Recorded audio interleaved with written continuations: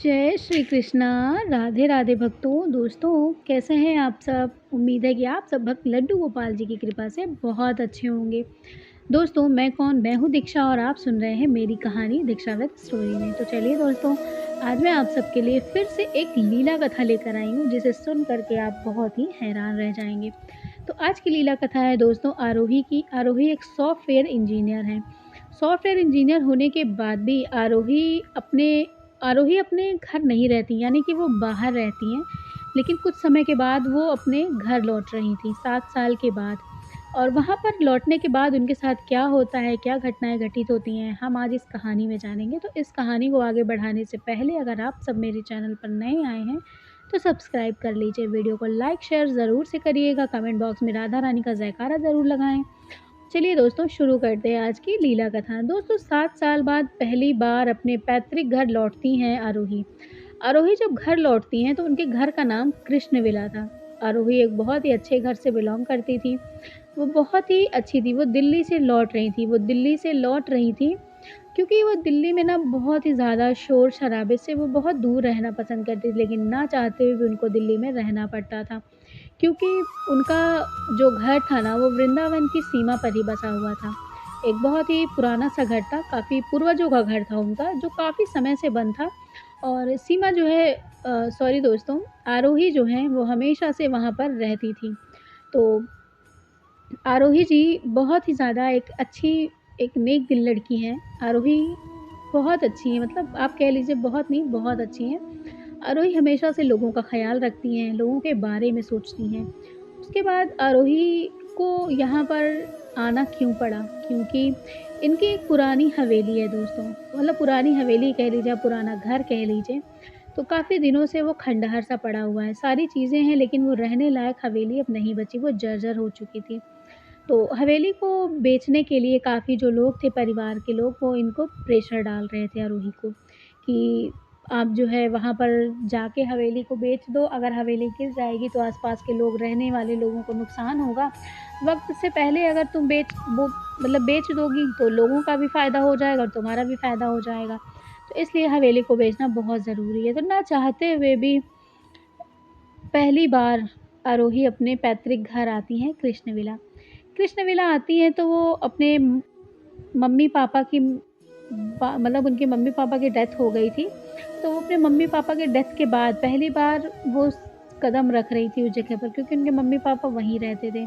बहुत ही छोटी थी तभी उनके मम्मी-पापा नहीं रहे थे इस दुनिया में, क्योंकि कुछ ऐसी चीज़ें घटना घटित हुई थी। कहते हैं ना कि जो लोग एक-दूसरे से प्यार करते हैं ना दोस्तों, वो एक-दूसरे के बिना नहीं रह पाते। तो जी हाँ, ऐसे ही हुआ। जब प्रसव हो रहा था, प्रसव के दौरान ही मतलब जो आरोही हैं उनकी मम्मी की डेथ हो गई थी प्रसव के ही दौरान, क्योंकि आरोही इस टाइम पैदा हुई थी और वैसे ही उनकी मम्मी का डेथ हो गई थी तुरंत ही। और ये बात उनके पापा सुने, उनके पापा ने अपना दिमागी संतुलन मतलब वो सँभाल नहीं पाए और कुछ सालों के बाद वो उनकी भी डेथ हो गई थी। तो इस तरह से उन्होंने, जब उनकी माँ और बाबा की जब मृत्यु हुई थी, उसके बाद उन्होंने कभी भी उस हवेली में कदम नहीं रखा था। उनकी मौसी उनको ले गई थी उठा कर के पढ़ाई-लिखाई कराने के लिए। तो उनका घर था, तो घर वाले जो थे, परिवार वाले जो थे, उनको कह रहे थे कि घर को बेच दो, ठीक है। उसके बाद आरोही वहाँ पर जाती हैं। आरोही जब कहती हैं कि चलो ठीक है, मैंने सोच लिया है कि अब मैं बेच दूँगी। वो जैसे ही दरवाज़ा खोलती हैं, धूल की परतें बहुत ज़्यादा भरी हुई थीं। उन धूल की परतों में बासी यादों की खुशबू से उनका स्वागत हुआ था। बहुत ज़्यादा उनको पुरानी बातें याद आ रही थी, कैसे वो अपने मम्मी के बारे में बात करती थी, कैसे उनके पापा उनके बारे में यहाँ पर रहते थे, उनसे बातें करते थे। बहुत छोटी थी आरोही, अपनी मम्मी के बारे में बताती, कैसे पापा उनकी मम्मी बनकर चोटी बनाया करते थे। मतलब सारी कुछ ऐसी चीज़ें थी जो आरोही को याद आ रही थी। अंदर से अजीब-सी नमी थी, जैसे दीवारें भी अब कुछ कह रही हों। उसके बाद दोस्तों, इसी तरह से आरोही पूरे घर को देखती हैं, पूरे घर को वो ढूँढ डालती हैं। उन्हें कुछ भी ऐसा नहीं मिलता जो उनके बचपन से जुड़ी हो। आरोही बहुत ज़्यादा दुखी हो जाती हैं। वो कहती हैं कि हो सकता है कि अब हमारे बचपन की चीज़ें कुछ रही ही नहीं हों। शायद सबने हटा दिया है, बस ये एक वीरान सी हवेली बची है। अब इस वीरान सी हवेली का मैं करूँगी क्या? इसको मैं बेच देती हूँ, उसकी जगह मैं कुछ नया घर ले लेती हूँ। मैं मौसी मासी मुझे वैसे भी कह रही थी कि तू अपना घर ले ले, तो मैं अपना घर लेकर करूँगी क्या? मैं बेचकर सारे पैसे मासी को दे दूँगी, क्योंकि मासी ने ही मुझे बड़ा किया है, मेरी मासी हैं वो, इसलिए वो मेरी मासी हैं। और मुझे नहीं लगता कि मैं ये काम करके कोई गलत करूँगी। उसके बाद यही सब वो सोच रही थी, तभी वो सोचती हैं कि मैं छत पर जाऊँ। छत पर जाने के लिए जब वो अपना एक कदम आगे बढ़ाती हैं दोस्तों, तो जो सीढ़ी थी ना, वो सीढ़ियाँ टूट चुकी थी, तो बड़े मुश्किल से वो ऊपर वाले कमरे में पहुँच पाती हैं। आरोही जब ऊपर वाले कमरे में पहुँचती हैं, तो वहाँ वो देखती हैं कि वहाँ पर एक पुराना-सा संदूक रखा हुआ था। वो वही संदूक था जहाँ उनकी दादी और उनके पापा मिल कर के लड्डू गोपाल जी का भजन गाया करते थे।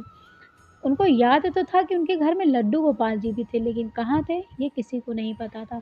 इसी तरह से लड्डू गोपाल जी के बारे में सोचते-सोचते वो आगे बढ़ जाती हैं, और जैसे ही वो आगे बढ़ती हैं दोस्तों, वही आगे बढ़ते ही ना उन्हें एक हारमोनियम मिलता है। हारमोनियम जो उनकी दादी बजाया करती थीं। हारमोनियम से उनका पैर टकराता है और वो गिर जाती हैं। गिरने के बाद उनके पैर में चोट लग जाती है, तो वो कहती हैं कि मुझे यहाँ आना ही नहीं चाहिए था, मैं बड़ी इतना तेज़ मुझे लग गया, बताओ, इससे अच्छा तो मैं किसी को लेकर आती। अब कोई है भी नहीं जो यहाँ पर मेरी मदद कर सके।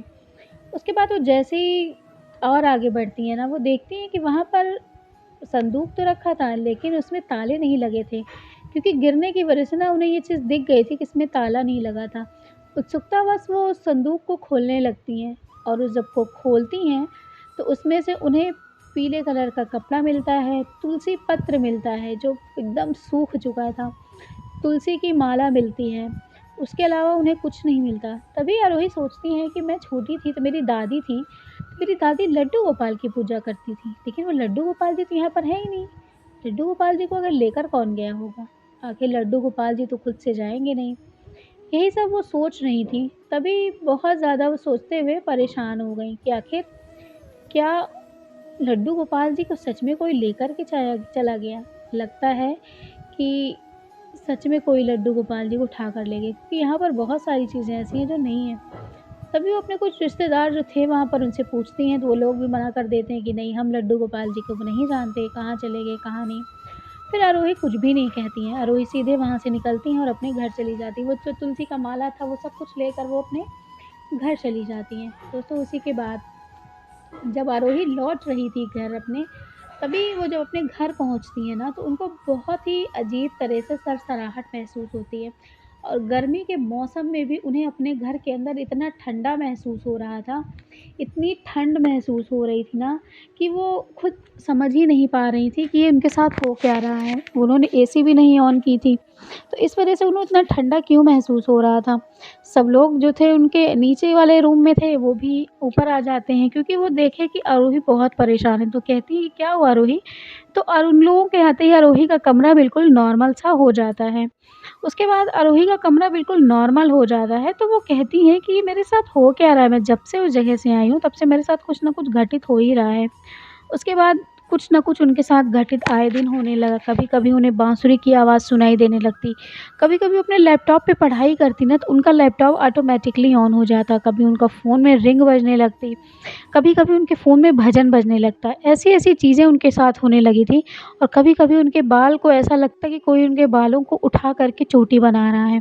इन सब को सोच कर के बहुत ज़्यादा रोही डर जाती है। वो अपने उनके जो फैमिली वाले जो थे, कुछ उनके परिवार वाले, उन्हीं के घर में वो रुकी हुई थीं, तो जब तक उनकी हवेली नहीं बिक जाती। तो इस वजह से वो वहाँ पर रुकी हुई थी, और वो सोच रही थी कि आखिर ये मेरे साथ हो क्या रहा है? मेरे बालों को चोटी कौन बना रहा है? वो ना चाहते हुए भी उन्हें बताना पड़ा।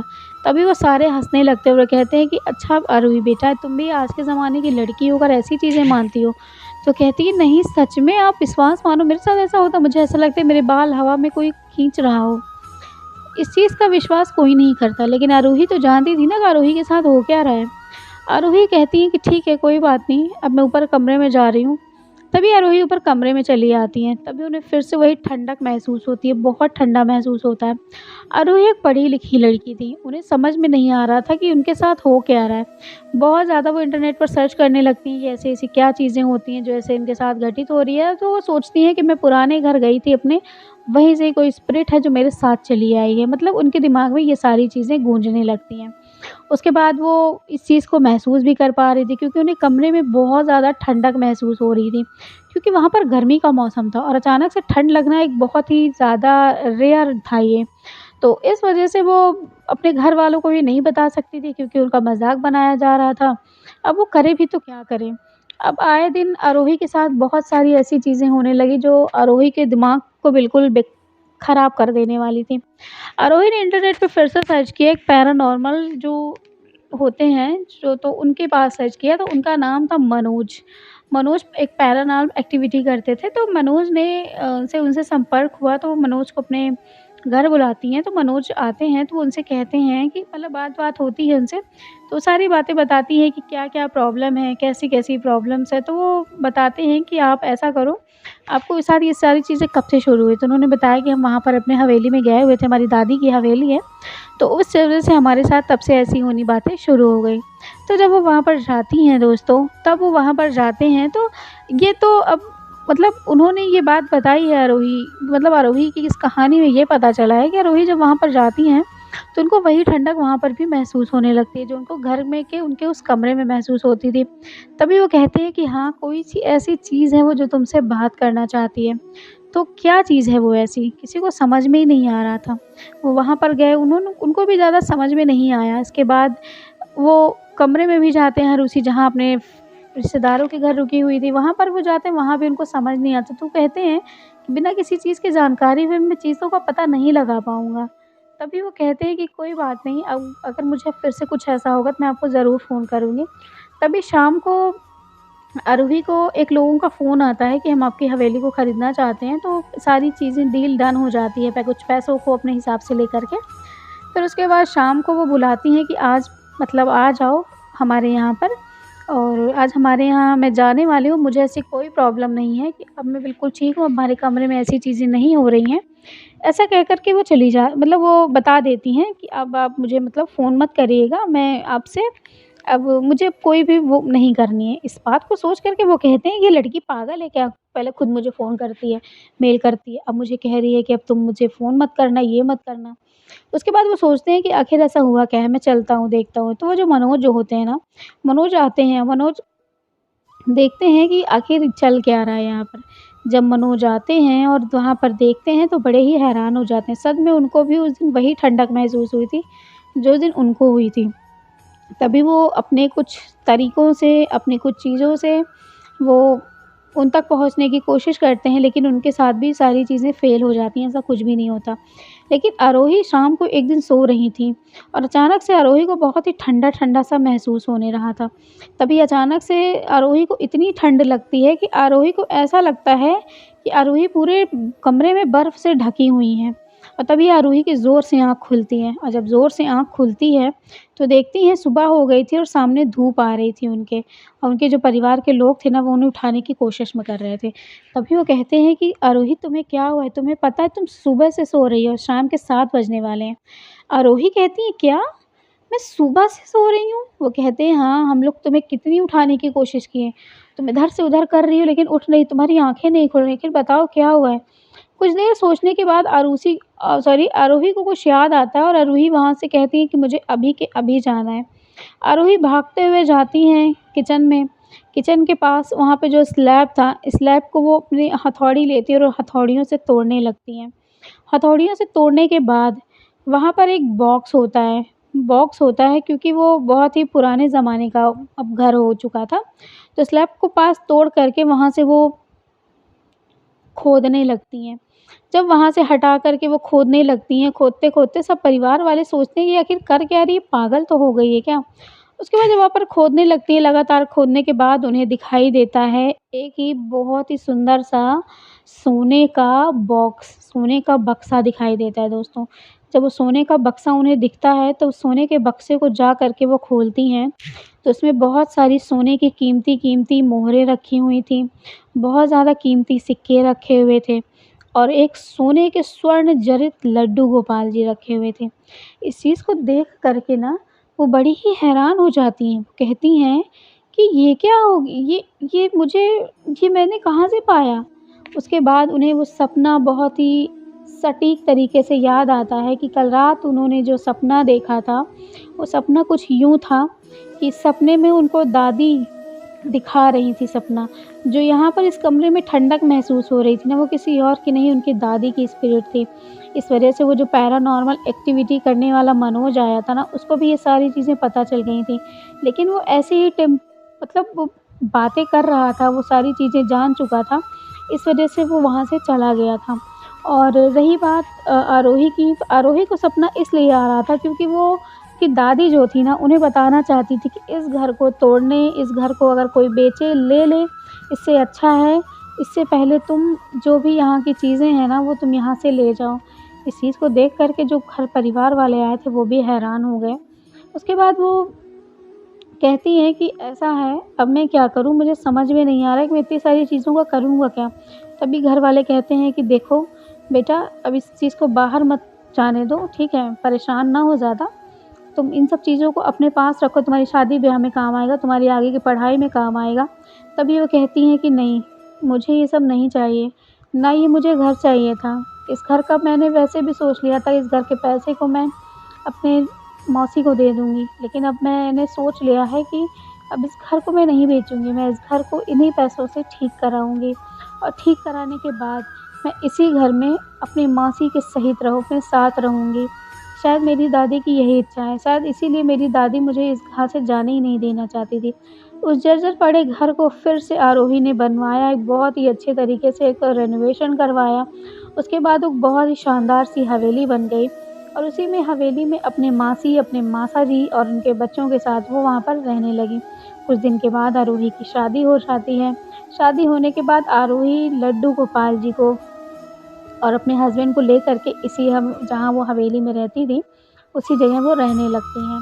और अब के बाद ना उन्हें किसी कमरे में ठंडक महसूस हुई, ना उनके अब कान में ना मुरली की ध्वनि सुनाई दी, ना बाँसुरी सुनाई दी, ना उन्हें किसी ने फुसाया और ना उन्हें अब कभी किसी चीज़ की ज़रूरत पड़ी। तो दोस्तों वो पैसे से उन्होंने घर बनवाया, कुछ पैसे उन्होंने रखे अपनी मासी जी को भी दिए। लड्डू गोपाल जी की सेवा करते हुए आज भी आरोही वहाँ रह रही हैं। वो सॉफ्टवेयर इंजीनियरिंग में अपनी जो जॉब कर रही थी, वो जॉब भी करती हैं, लेकिन अब कुछ समय के बाद उन्होंने उस जॉब को छोड़ने का मन बना लिया है कि वो कहती हैं कि अब छोड़ दूँगी। अब मन भगवान में लगा रही हूँ, अब चीज़ों से, लोगों से मन विरक्त हो गया है। बहुत भाग लिया, बहुत सब कुछ कर लिया, अब कुछ नहीं करूँगी। उसके बाद उन्होंने नौकरी कुछ दिन में छोड़ने के लिए बोला है, अब शायद वो छोड़ भी दें। तो दोस्तों आज की ये कथा मुझे सीमा जी ने भेजी है, सीमा वाजपेयी जी ने। तो उन्होंने जब मुझसे ये सारी घटना शेयर की, उन्होंने कहा कि एक जगह पर ऐसी-ऐसी चीज़ें घटित हो रही थी दीदी मेरी ही फ्रेंड के साथ, आरोही मेरी ही दोस्त है और उसके साथ ये घटित हुई तो इस बात को किसी ने नहीं माना, लेकिन जब उसने मुझे बताया तो मैंने माना कि हाँ, सच में ऐसा हुआ होगा। तो दोस्तों आज की थी ये लीला कथा, अगर आप सबको अच्छी लगी हो, तो आप मेरे चैनल पर आए हैं तो सब्सक्राइब ज़रूर करके जाइएगा, लाइक शेयर ज़रूर करें। चलिए मिलूँगी एक अच्छी लीला कथा के साथ। तब तक के लिए राधे राधे, जय श्री कृष्ण।